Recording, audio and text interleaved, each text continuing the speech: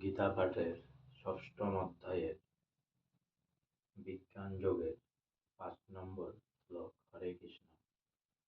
অপরেয় মিত স্তনাং প্রকৃতিং বিদ্ধি মে পরাম জীবভূতাং মহাভাব যজ্জেদং যজ্জতে জগৎ।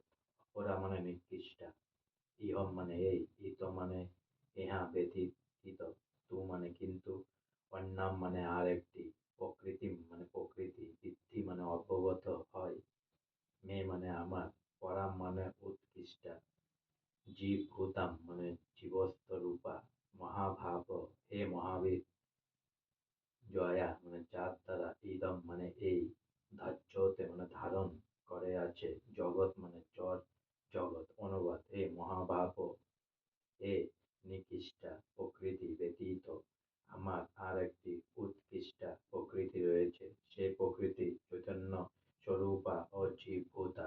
সেই শক্তির থেকে সমস্ত জীব নিশ্চিত হয়ে এই জড় জগৎকে ধারণ করে আছে। তাৎপর্য: এখানে স্পষ্টভাবে বর্ণনা করা হয়েছে যে জীব ভগবানের পরা প্রকৃতি বা উৎকৃষ্ট শক্তির অন্তর্গত। ভগবানের অনুৎকৃষ্টা শক্তি হচ্ছে জড় জগৎ, যা ভূমি, জল, অগ্নি, বায়ু ও আকাশ এবং মন, বুদ্ধি ও অহংকার নামক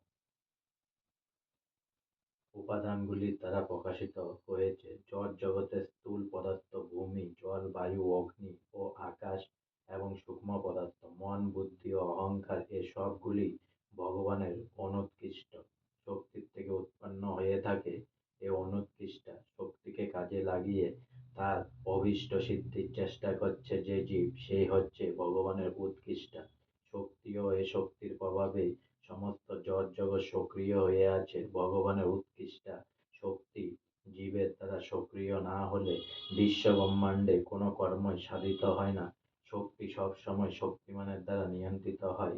তাই জীব সর্বদাই ভগবানের দ্বারা নিয়ন্ত্রিত হচ্ছে, তাদের স্বাধীন অস্তিত্ব নেই। কিছু নির্বোধ লোক মনে করে যে জীব ভগবানের মতোই শক্তিশালী, কিন্তু আমরা বুঝতে পারি যে জীব কখনোই ভগবানের সমকক্ষ হতে পারে না। জীব ও ভগবানের মধ্যে পার্থক্য নিরূপণ করে শ্রীমদ্ ভগবতে 10/87/30 বলা হয়েছে: অপরিমিতা দ্রবাস্তনুবিদ যদি সর্বগতা পুস্তীয় ন শাশ্বতীতি নিয়ম দ্রব নেতরতা অযোনি চ জন্ময়ং তৎ বিমুচ্য নিহন্তি ভবেৎ সম মনো জানতাং যৎ মতং মত দুষ্ট তয়া। হে শাশ্বত পরমেশ্বর, দেহধারী জীব যদি তোমার মতোই শাশ্বত ও সর্বব্যাপক হতো, তাহলে তারা কখনোই তোমার নিয়ন্ত্রণাধীন হতো না। কিন্তু তারা যদি তোমার অনন্ত শক্তির অনুসদৃশ অংশ হয়, তাহলে তারা সর্বতোভাবে তোমার পরম নিয়ন্ত্রণের অধীন। তাই তোমার শরণাগত হওয়াই হচ্ছে জীবের প্রকৃত মুক্তি, এবং এই শরণাগতি জীবকে প্রকৃত আনন্দ দান করে। সেই স্বরূপে অবস্থান করলে তবেই তারা নিয়ন্তা হতে পারে।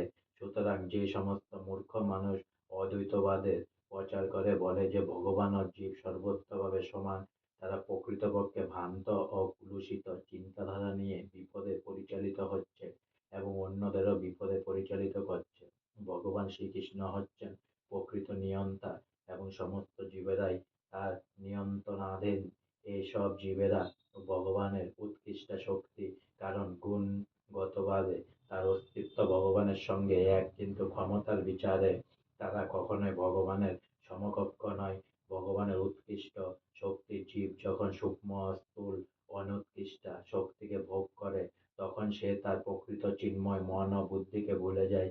জড়া প্রকৃতির দ্বারা প্রভাবিত হয়ে পড়ার ফলে জীবের এ বিস্ফোরণ ঘটে। কিন্তু জীব যখন মায়ার মোহময় জড়া শক্তির প্রভাব থেকে মুক্ত হয়, তখন সে মুক্তি লাভের পর্যায়ে উপনীত হয়। জড়া শক্তির দ্বারা আচ্ছাদিত হয়ে অহংকারের প্রভাবে জীব মনে করে যে সে তার দেহ এবং এ দেহকে কেন্দ্র করে যা কিছু, তা সবই তার। যখনই সে তার অজ্ঞেয়তা জনিত জড়া শক্তির প্রভাব থেকে মুক্ত হয়, তখনই সে তার স্বরূপ সম্বন্ধে সচেতন হয়। আবার ভগবানের সঙ্গে এক হয়ে যাওয়ার যে দুর্বিসন্ধি, সেটিও একটি মস্ত বড় বন্ধন। প্রকৃতপক্ষে এটিই হচ্ছে সবচেয়ে নিকৃষ্টতম বন্ধন। তাই জড় বন্ধন থেকে মুক্ত হতে হলে ভগবানের সঙ্গে এক হয়ে যাওয়ার দুরভিসন্ধি ত্যাগ করতে হয়। এখানে গীতায় ভগবান শ্রীকৃষ্ণ বলেছেন, জীব হচ্ছে তার অনন্ত শক্তির একটি শক্তি মাত্র। এই শক্তি যখন জড় জগতের কুলস থেকে মুক্ত হয়ে পূর্ণভাবে কৃষ্ণ চেতনা লাভ করে, তখন সে তার স্বরূপ উপলব্ধি করে শক্তি মুক্তি লাভ করতে পারে। আজকে আমার গীতা পাঠের সপ্তম অধ্যায়ে বিজ্ঞান যোগে 5 নম্বর শ্লোক এখানে সমাপ্ত হলো। তাই অনেক অনেক সাবস্ক্রাইব করুন, অনেক অনেক লাইক করুন, অনেক অনেক ভালো থাকুন, অনেক অনেক সুস্থ থাকুন, অনেক অনেক আনন্দে থাকুন, অনেক অনেক হেল্প করুন। আর সঙ্গে বলুন হরে কৃষ্ণ হরে কৃষ্ণ, কৃষ্ণ কৃষ্ণ হরে হরে, হরে রাম রাম রাম হরে হরে, রাধে রাধে।